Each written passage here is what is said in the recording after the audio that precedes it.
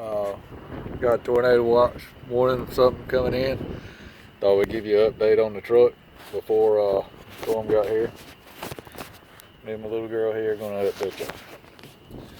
So been a couple weeks put this in. I hadn't had a chance to finish it yet. Here's the patch panel. They're kind of thin, but they ain't no thinner than the metal in the truck.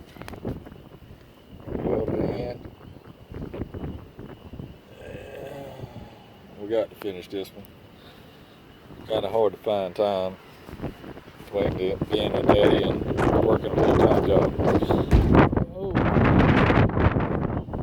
All right, this side over here is pretty much finished. This one welded in, painted. Black mark right there is where I didn't let the paint dry, and then the door seal kind of messed it up. The only thing left is this trim plastic piece right here. It goes down there like so. I got to drill the holes for that if I decide to put it back on. I hadn't decided yet if I want it or not. I probably will. And then I can put my step rails back on, and we will be back in business. Look at that. Can't even tell. Hope you enjoyed this video.